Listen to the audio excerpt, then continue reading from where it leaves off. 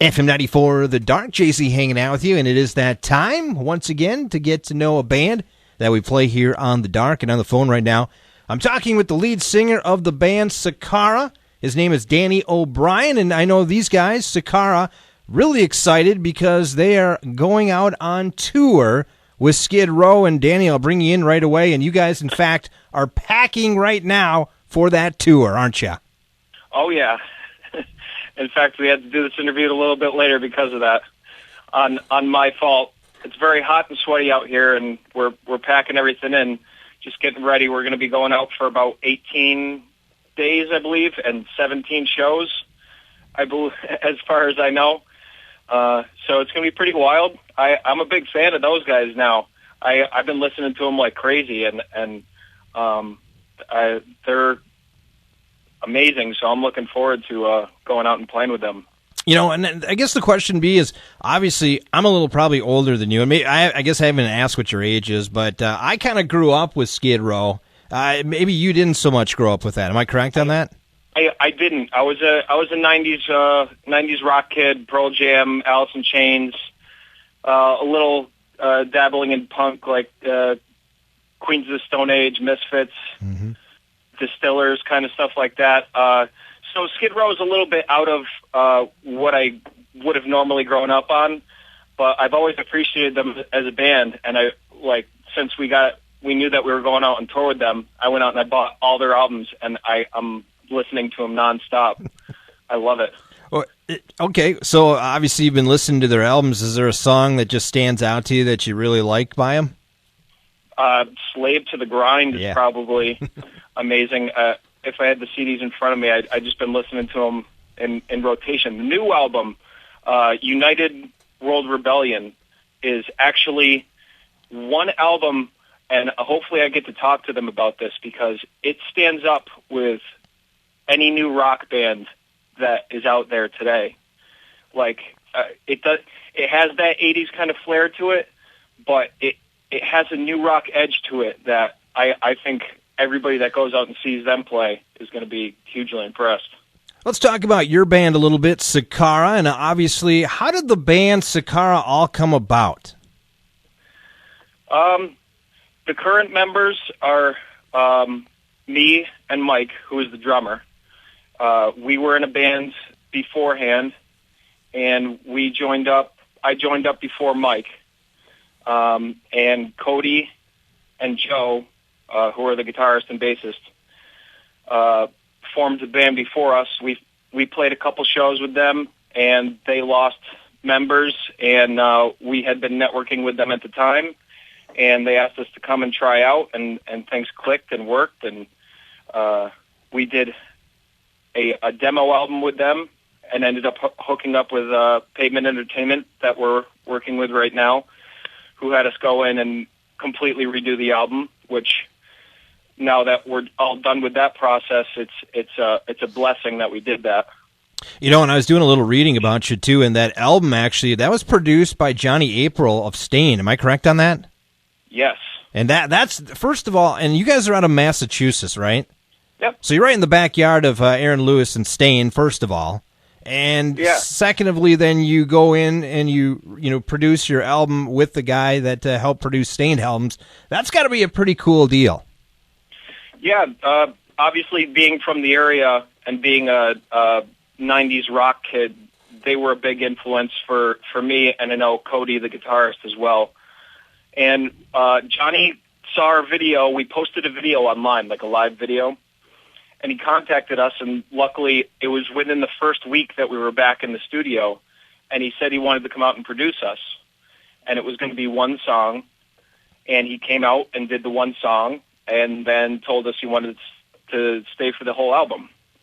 So we were very pumped about that, and it all worked out great. We love how it turned out. It's a very raw album.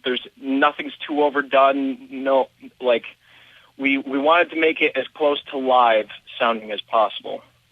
We're talking, yeah, exactly. I hear you, man. I hear you. I totally hear you. You want to make it as live as possible. And I was just going to say, Danny, as we're talking with Danny from the band Sakara, that's the one thing sometimes that scares, I think, a band you want to sound as live as possible.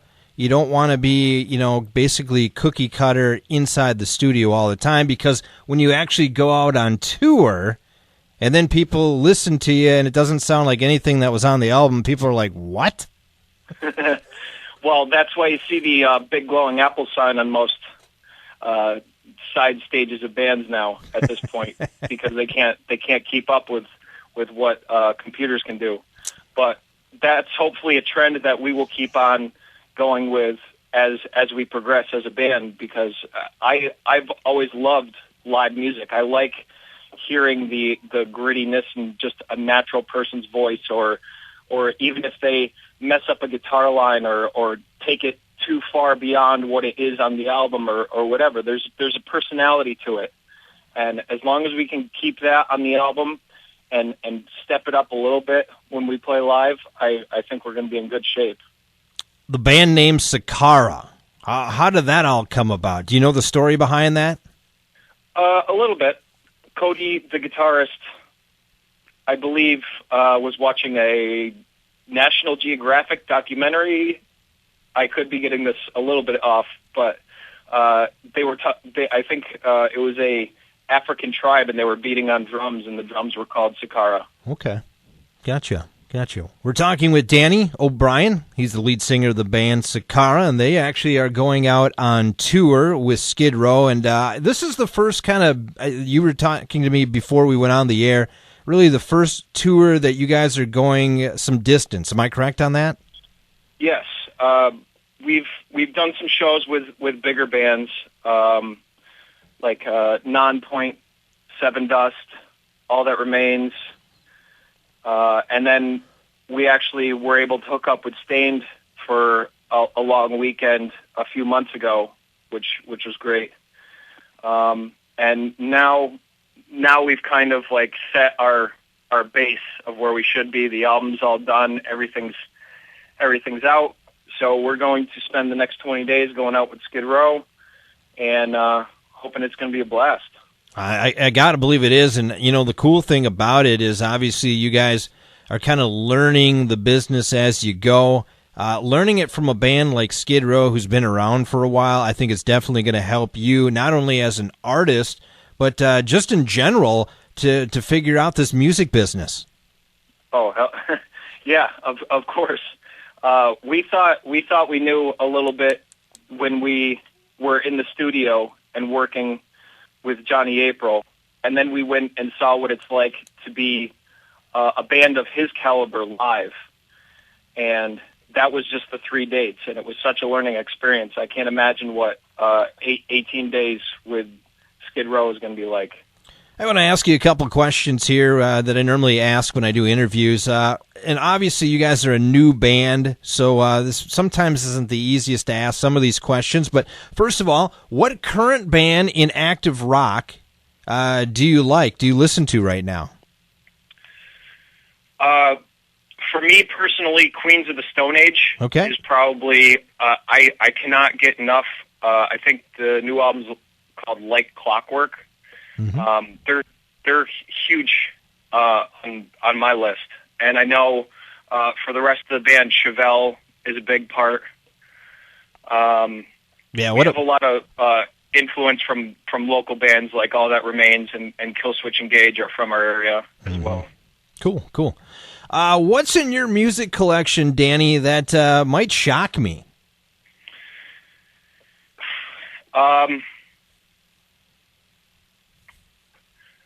Have you ever heard of Rufus Wainwright? I don't think I have. He's kind of in the vein of Elton John. Okay. And I know it sounds funny, but I was a big Elton John fan. I've spanned over my 28 years. I've spanned many different genres of music. I started out listening to country, mm-hmm. and then kind of went more towards pop, and then went to rock when I was a teenager. But Rufus Wainwright, I like singing along with the music, it's higher-pitched singers. Okay. I enjoy listening to now, like Jeff Buckley and even Paramore I'll sing along to just to keep my range up. Gotcha. You know, the funny thing that you mentioned Elton John, I've been doing interviews here for the last year or so, and probably the last 10, 15 interviews I've done, I've heard that name about 6 or 7 times in the last 10 to 12 interviews. It's crazy, but it all the band, and basically I deal with active rock bands kind of like yourself or in that genre. They all go back to Elton John. It's amazing that people say that, which is cool. Especially kids that were growing up anywhere around that time. Yeah. The music was just it spanned generations. I mean, he could almost be, I guess he would be considered classic rock, but I mean, he's still going today. Right. At least his older stuff melodically was absolutely amazing. If you look at it from a mathematical perspective and less from the aesthetic kind of musician he was, you know? Absolutely, absolutely. Hey, what artist, and this is a question that sometimes stumps some people, and obviously you guys are young, but what artist, maybe in the future, would you like to cover one of your songs?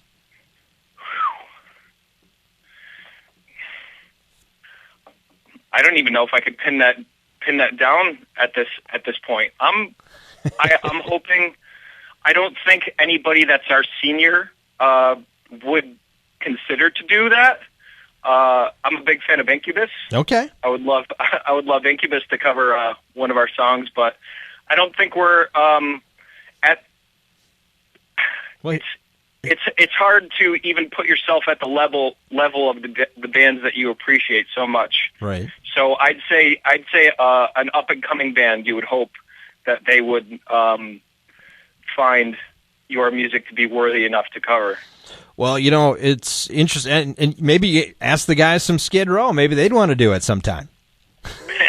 Oh, that would be beautiful. If I could jump up on stage with those guys or vice versa, that would be amazing. Well, that's the thing. I mean, a couple weeks ago, I had a chance to talk with Letters from the Fire's lead singer, and they did that Eleanor Rigby song, you know, the Beatles track, and they haven't had contact with Paul yet, but that might be something in the future if he actually embraces it, that could work out for them. But that's what I'm kind of thinking. That, you know, you just, even though you think that you're not at that level, so to say, you'd be amazed how when I ask that question, a lot of people will go, oh, that's interesting, and this is who I'd want to be. And you never know. It could happen at one time. That would be amazing. I think that would be a very humbling experience if somebody decided to cover some of our music. Well, on your 18-hour drive down to New York, or how many hours it is here, and then whatever you got coming up on your tour, ask the guys in the van that question and try to figure it out and then get back to me on it sometime. Oh, yeah, that'd be great. Hey, you got to put together a 3-band bill. It's Sakara along with 2 other bands you want to play with for a weekend or for whatever. Or maybe it's the ultimate show. Dan OBrien, Sakara, and who are the other 2 bands going to be? And it can be anybody. I'd have to say the couple bands that are influenced me right now, Queens of the Stone Age and Incubus. I know that's kind of a clash musically, maybe. I know the guys in the band would definitely love Chevelle to play with those guys. Hey, I've gotten all sorts of. I've gotten Elvis Presley. I've got, you know, people that aren't even alive. I mean, I've gotten Beatles. It doesn't really matter. All music comes together at some point or another. Yeah, and it's amazing to see the influence that different genres put upon each other. Singers or musicians of one genre listen to, you know? Right, exactly. We're talking with Danny OBrien from the band Sakara, and just got a couple minutes left with him. Hey, Danny, what did it mean to you to hear your music on the radio? Have you heard that yet? I have, and it's slightly surreal. I've been singing ever since my father caught me singing, like when I was around 17 years old, and I I always dreamed of getting to the point where I'd be getting played on the radio. And just about a month ago, I heard myself at random on the radio, and it was a pretty exciting moment. Yeah, it has to be. It has to be. And then speaking of that, we are playing your latest song, From Ashes. Talk about that song a little bit and what it all means to you. Well, the funny thing is that song was actually one of the last tracks we put on the album. We were wondering where to go for the last. We actually dropped 3 songs off of our prior demo that we did, and we were looking to fill in some slots for the last couple songs. And I was outside tinkering around on my guitar, and I had a song. I wrote it about 10 years ago, and Johnny April was sitting out there, and he chimed in and said that should probably, if not at least be on the album, be the single. And his words kind of rang true, and that's what ended up getting chosen. So that was pretty amazing about it. We're going to play that here in just a moment, but I want to give you a chance to let the fans know out there how they can get more information about your band, Sakara. Well, they can find us on Facebook. We have pretty much every online media source that you can access: Tumblr, Twitter, and sakaraband.com. Awesome. Hey, an online store, I believe, on there. Yeah. I wish you the best of luck on your big tour there with Skid Row. A lot of fun talking with you, and enjoy. Just soak it up and enjoy it, okay? Oh, I'm sure we will, and I can't wait to be out on the road, and hopefully it goes for a long time to come. And hopefully we're going to talk to you down the road here, too, and you're big and famous. Sound good? Yeah, sounds great, Jay. Hey, once again, that is the lead singer of the band, Sakara. That is Danny O'Brien. And you want to hear their latest song right now called From Ashes? You got it. It's on